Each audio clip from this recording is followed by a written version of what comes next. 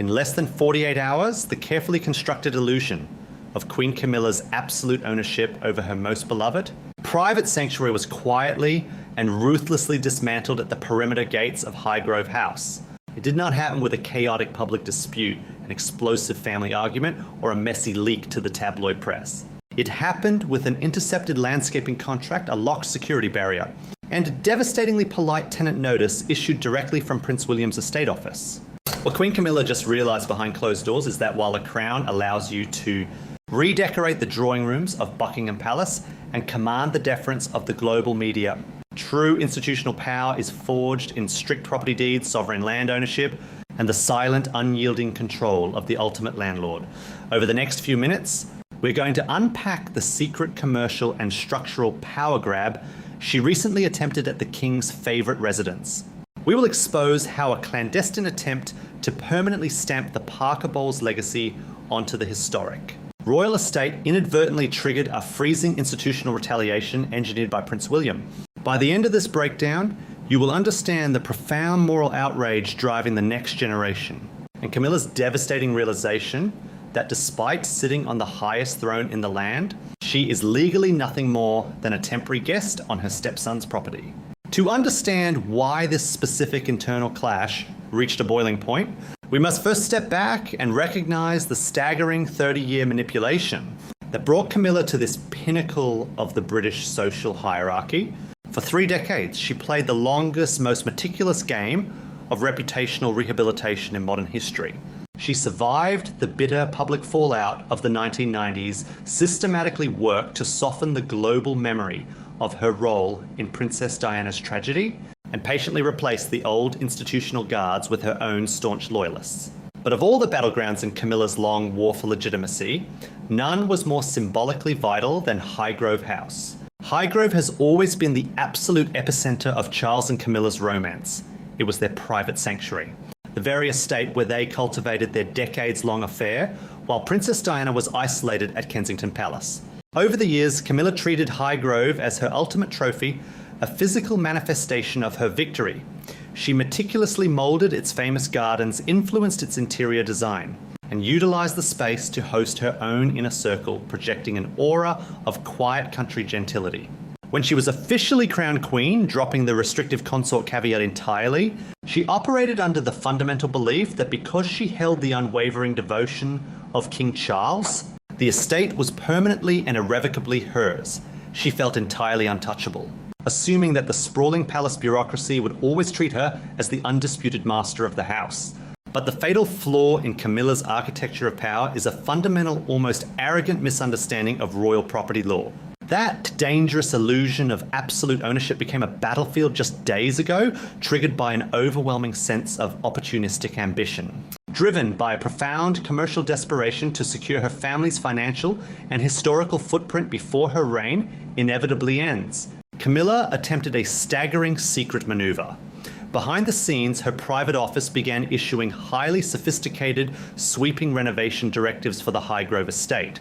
According to internal palace leaks, she quietly signed off on massive architectural and landscaping contracts, deliberately attempting to insert her own family's preferred commercial firms, designers and contractors to permanently alter the historic grounds. She intended to commission new garden pavilions and structural additions that would be credited entirely to her patronage. It was a calculated attempt to blur the lines between the House of Windsor's heritage and the Parker Bowles lineage, physically embedding her legacy into the soil of the monarchy.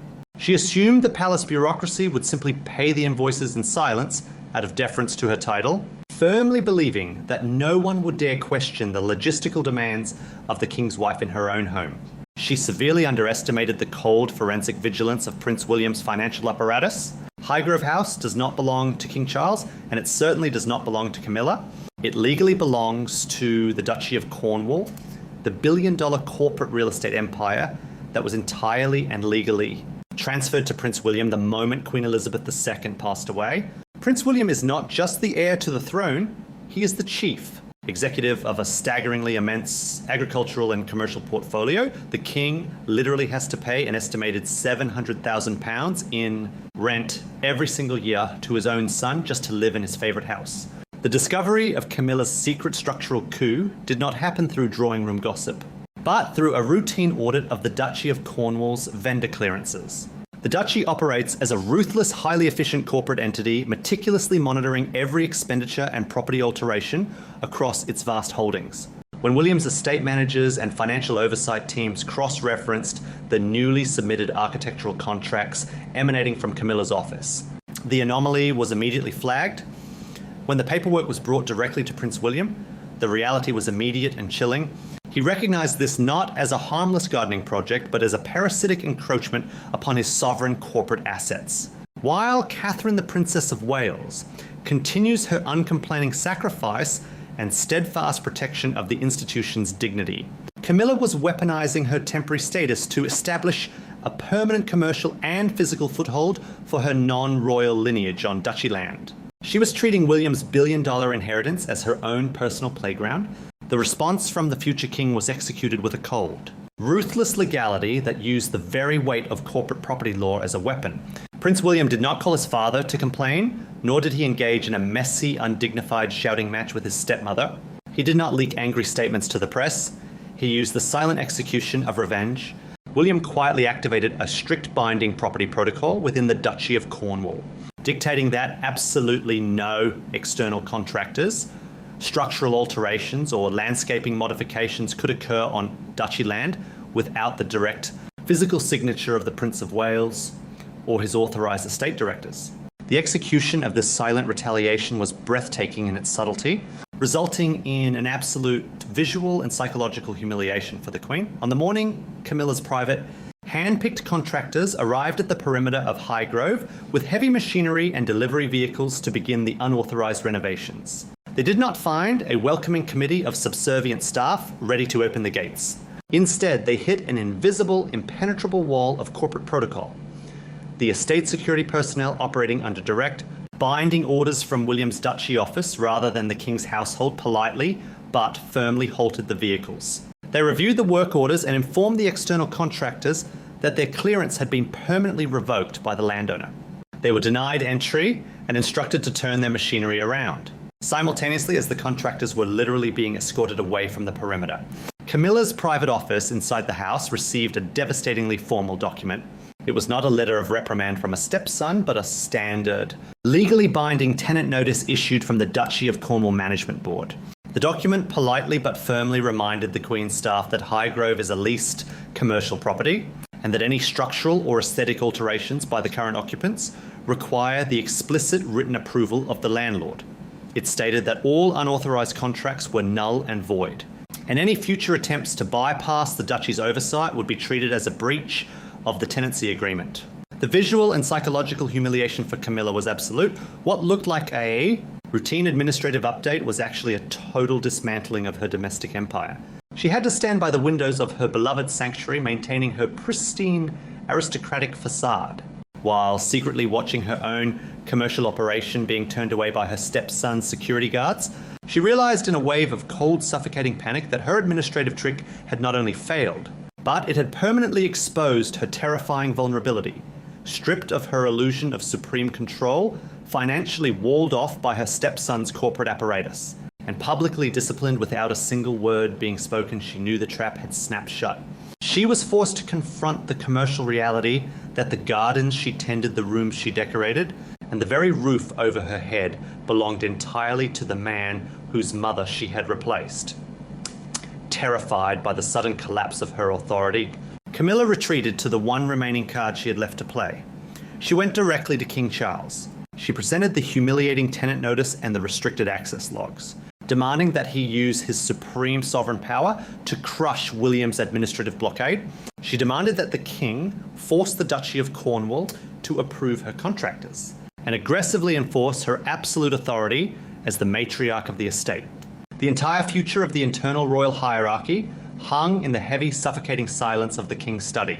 As the Queen stood waiting for her husband to deliver her salvation, when Queen Camilla stood in the quiet sanctuary of the king's study, clutching the humiliating tenant notice and demanding that Charles use the absolute power of the sovereign to crush William's administrative blockade, she expected an immediate protective decree. For 30 years, Charles had been her ultimate shield. He had fought his mother, his political advisors, the British press, and his own children to force Camilla's acceptance into the royal fold. Highgrove was the very fortress of their enduring romance, the sanctuary he had built for them. Camilla fully expected that in this moment of acute domestic humiliation, Charles would summon Prince William, reprimand the Duchy of Cornwall's management board, and demand that his wife be granted absolute authority over the estate's structural future. But she encountered something far more terrifying than anger. She encountered a devastating silence. What appears to be true, according to those familiar with the internal dynamics of the king's household, is that Charles simply refused to intervene. He did not yell. He did not defend his wife's aggressive attempt to bypass the estate managers. He looked at the revoked vendor logs. He read the legally binding tenant notice issued by his son's corporate office. He sat in the suffocating quiet of his study, and he did absolutely nothing. This was the psychological climax of Camilla's decades-long campaign for domestic supremacy, and it ended not with a grand declaration, but with a freezing realization. Charles is no longer the rebel Prince of Wales fighting for his mistreated lover. He is the king. And as the monarch facing his own profound vulnerabilities and the fragile state of his reign, his primary overriding duty is the preservation of the crown's financial and legal integrity. Charles knows with forensic clarity that the Duchy of Cornwall is not a family piggy bank or a personal gardening fund. It is a billion-dollar legally autonomous corporate entity. Prince William is its absolute master. To attempt to use the sovereign's emotional weight to override the strict property laws of the duchy, simply to appease his wife's aesthetic and commercial ambitions, would be an act of institutional suicide. To publicly or privately dismantle William's invocation of property protocol would signal a chaotic monarchy that allows the king's wife to cannibalize the financial foundations of the heir apparent. In that singular moment of silence, Charles chose the legal survival of the institution over the vanity of his wife. Camilla learned the hardest lesson of her royal life. The king will no longer save her from the landlord. To understand why this administrative lockout is so permanently catastrophic for Camilla, we must examine the staggering commercial desperation hiding behind her royal title. The public sees a queen wandering through the famous manicured gardens of Highgrove, hosting private receptions and projecting the image of a supreme country aristocrat. They assume that because she shares the king's life, she shares his earthly possessions. But behind closed doors, the forensic financial architecture of the firm tells a remarkably different story. Camilla owns virtually nothing of the royal estate.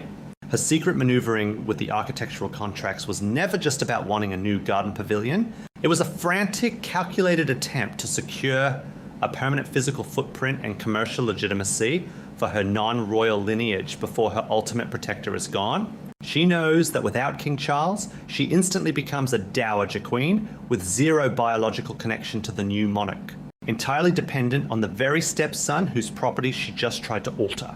That detail matters immensely because it exposes the ultimate leverage in this silent war. Prince William is not just the future king, he is the corporate entity that owns the ground beneath her feet. He commands the vast agricultural lands, the commercial properties, and the financial portfolios that generate the family's private millions. Camilla possesses no independent constitutional funding and no vast ancestral properties of her own that can rival the staggering immensity of the duchy. She cannot grant her preferred contractors a lucrative estate lease or remodel a single drawing room without the explicit written approval of the joint administrative officers. William holds the keys to the kingdom's capital, and he has legally, quietly and permanently locked her out of the vault. The realization that she is now entirely at the mercy of her stepson's administrative goodwill is a psychological prison of her own making. The illusion of absolute domestic control was instantly replaced by the stark, terrifying reality of her financial dependency. She is merely a temporary occupant in an empire owned by the next generation. As Camilla's shadow commercial empire was quietly dismantled at the gates of Highgrove, the operational landscape of the monarchy began to immediately reflect the new order. This is where the silent execution of revenge translates into undeniable public reality. In the days following this internal crisis, viewers and royal analysts noticed a profound, subtle shift in how property protocol is being weaponized across all sovereign and duchy residences. The consequences of this tenant notice extend far beyond a single landscaping dispute. There has been a noticeable rigid change in vendor access and contractor clearances. The privilege of utilizing royal properties for private pocket balls initiatives has been quietly but firmly restricted. routed through a grueling approval process managed entirely by William's corporate teams. Amidst this silent institutional reckoning, the presence of the Princess of Wales has become the ultimate undeniable contrast. Catherine did not need to issue a statement condemning Camilla's commercial overreach, and she did not need to demand respect from the estate staff. She simply allowed the massive quiet weight of her husband's legal authority to protect the institution. While Camilla scrambled in commercial desperation to elevate her non-royal lineage and physically embed them into the royal estates, Catherine emerged as a portrait of freezing aristocratic restraint. Catherine does not need to use her royal status to permanently alter the architecture of the palaces for her own vanity, because she understands the fundamental difference between public duty and private enterprise.